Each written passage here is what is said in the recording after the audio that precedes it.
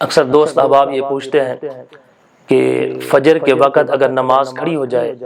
تو اس وقت سنتیں پڑھنی چاہیے یا نہیں پڑھنی چاہیے؟ تو اس کا بڑا آسان طریقہ یہ ہے، اگر فجر کی نماز کھڑی ہو گئی، سنت ادا نہیں کی، تو یہ یقین ہے کہ امام جو ہے وہ رکعت کو لمبی کرے گا، تو آپ اس وقت سنت ادا کر لیں۔ اگر یہ بھی یقین ہے کہ ایک رکعت میری چلی جائے گی، دوسری رکعت میں میں شامل ہو سکتا ہوں، تو پھر بھی سنت ادا کر لے، کیونکہ فجر کی سنتیں جو ہیں وہ بہت بڑی اہمیت کی حامل ہیں فجر کی سنتیں، اور ان کا بہت اجر و ثواب ہے، تو پھر بھی سنت ادا کر لے، دوسری رکعت میں پھر امام کے ساتھ شامل ہو جائے۔ اب اس کو نماز کا ثواب بھی مل جائے گا، سنت کا ثواب بھی مل جائے گا۔ ہاں، اگر اس وقت ایک شخص پہنچا جب امام دوسری رکعت میں تھا،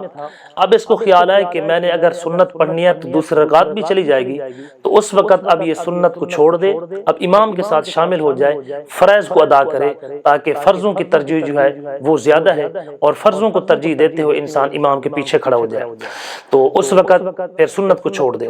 ایک حکم یہ بھی ہے کہ سنت کی جو ہے وہ قضا نہیں ہوتی، فرض واجب کی قضا تو ہوتی ہے، سنت کی قضا نہیں ہوتی۔